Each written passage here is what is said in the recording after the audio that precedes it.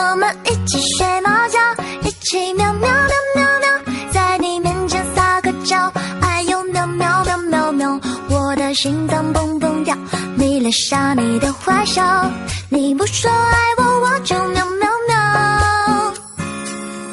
每天都需要你的拥抱，珍惜在一起的每分每秒，你对我多重要，我想你比我更知道，你就是我的女主角。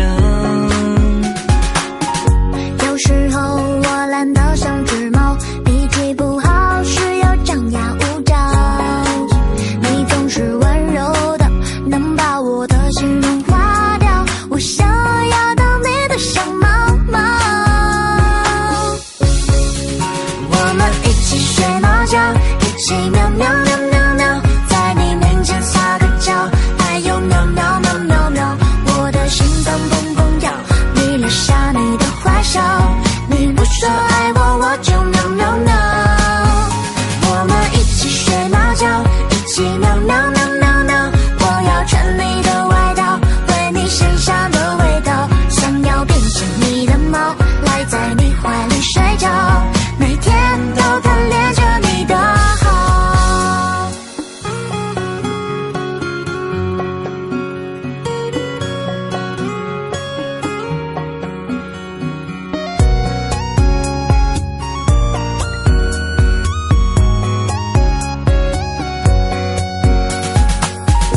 有时候我懒得像只猫，脾气不好时又张牙舞爪，你总是温柔的，能把我的心融化掉，我想要当你的小猫猫。我们一起睡猫觉，一起喵喵喵喵喵，在你面前撒个娇，哎呦喵喵喵喵喵，我的心脏蹦蹦跳，迷恋上你的坏笑，你不说爱我，我就喵喵喵。我们一起睡猫觉，一起喵喵喵喵喵，我要穿你的外套，闻你身上的味道，想要变成你的猫，赖在你怀里睡觉，每天都贪恋着你的好。我们一起睡猫觉，一起喵喵喵喵喵，在你面前撒个娇，哎呦喵喵喵喵喵，我的心脏蹦蹦跳，迷恋上你的坏笑，你不说爱我，我就喵喵喵。我们一起睡猫觉，一起喵喵喵喵喵，我要穿你的外套，闻你身上的味道，想要变成你的猫，赖在你怀里睡觉，每天都贪恋着你的好。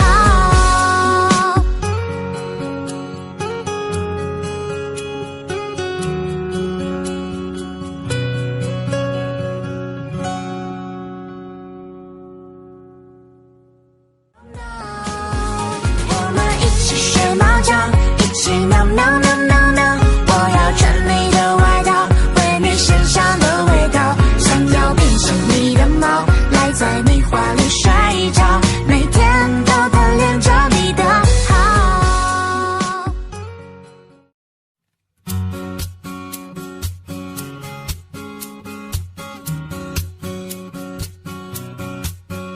Mình bắt chước loài mèo kêu nha, kêu cùng anh mèo mèo mèo mèo. Em chỉ muốn ôm anh nhõng nhẽo, ai cho mèo mèo mèo mèo mèo. Ôi nhịp tim em bum bum đập, Bởi thầm yêu nụ cười xấu xa, vì anh yêu em không nói nên em mèo mèo. mỗi sáng sớm luôn mong cái ôm của em được giữ mãi những giây phút ở cạnh nhau. Em quan trọng đến nhường nào, anh tin em biết cực kỳ rõ mà, bởi em là nữ chính của cuộc đời anh. Nhưng đôi khi em lười biếng như mèo kia, thỉnh thoảng buồn chán sẽ phát em chọc tức ai. Nhưng anh thì vẫn nhẫn nại, vẫn luôn dịu dàng cho em xuyên sao, và em luôn mong ước là mèo con của anh.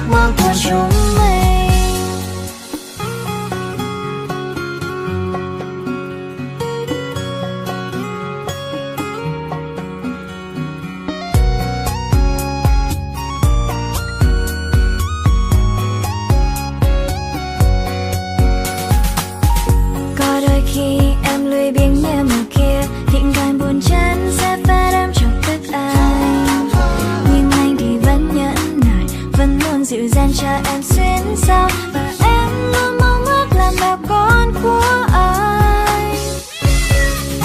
Mình bắt chước loài mèo kêu nha, kêu cùng anh mèo mèo mèo mèo.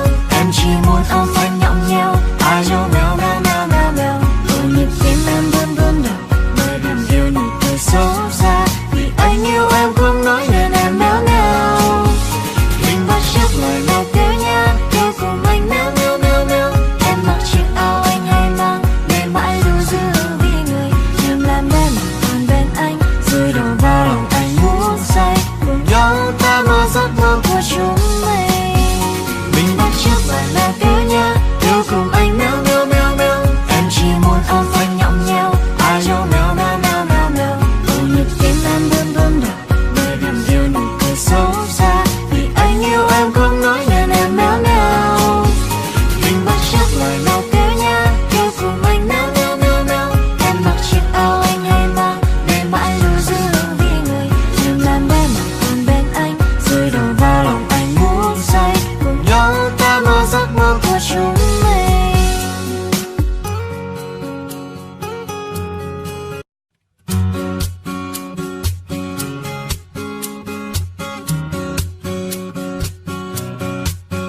Chẳng được như chị em lớn lắm, riêng mình em lép lép lép lép. Không đường cong trông như sân bay, không như hot girl ló ra thụt vào. Kệ người ta em đây không cần phao vì em biết bơi. Bà từng em đây không muốn, chỉ cần đáng yêu. Em mi nhon hai lưng trước sau bằng nhau, chẳng sợ bị vướng khi đi mua chọn quần áo. Mỗi khi em đi ra đường, không lo bao nhiêu thành sầu giữa mình, vì em đây đâu có mà nhìn đâu. LCD như em đã cùng từ lâu, chỉ cần đôi núi lấp ló lên một chút thôi. Cho em một chút khác biệt, để không nhìn nhầm bảo mình giống dai. Vì xinh nhưng hơi lép thì cũng sao. Chẳng được như chị em lớn lắm, riêng mình em Lép lép lép lép, không đường cong trông như sân bay, như hot girl ló ra thụt vào. kệ người ta em đây không cần phao vì em biết bơi. Bà từng em đây không muốn, chỉ cần đáng yêu. Nhiều khi ước mình như chúng nó, hai cuộc bông nhét nhét nhét nhét. Trông người ta xong em gato, em biết em lép lép lép xem. Từ thì em phải như thế đó, lưng và ngực của em giống nhau, thì vẫn đáng yêu nhất trên quả đất này. Mình dây cây cảnh sang chảnh và đáng yêu. Vòng một em không nhiều nhưng mà nét đẹp em chẳng thiếu. Chân em không dài, người em chẳng cao, nhưng lại khắc vào anh bao rung động để ngóng trông. Baby đừng lo vì em chẳng cần to thì bưởi hay là nho, em vẫn cứ đẹp nhất. Mắt thì tròn xoe, dáng đi thì lật đật. Khi mà hỏi có yêu anh không thì cái đầu em lại gật gật. Không như bao nhiêu cô hot girl ngoài kia, mình trường tồn mãi chẳng lối sau thành mất đâu. Đôi khi thì cũng thấy buồn, nghĩ xong thì sau mình lại thấy vui. Vì xinh nhưng hơi lép thì cũng sao. Chẳng được như chị em lớn lắm, riêng mình em lép lép lép lép. Không đường cong trông như sân bay, như hot girl ló ra thụt vào. Kệ người ta em đây không cần phao vì em biết bơi. Bà từng em đây không muốn, chỉ cần đáng yêu. Nhiều khi ước mình như chúng nó, hai cuộc bông nhét nhét nhét nhét. Trông người ta xong em gato, em biết em lép lép lép xẹp. Từ thì em phải như thế đó, lưng và ngực của em giống nhau, Thì em vẫn xinh nhất trên quả đất này. Có một cô gái nhỏ suốt ngày ôm tivi, bạn bè chê cười nói em LCD. Em thấy tủi thân bởi vì em phẳng lì. Ước mơ của em là mau lớn giống các chị, nhưng không có gì cho nên em ghen tị. Và không có loa chúng nó không coi ra gì. Nhưng mà em ơi em cứ yên tâm đi, em chẳng hề thua kém một ai dù cho đôi khi là ước mình như chúng nó.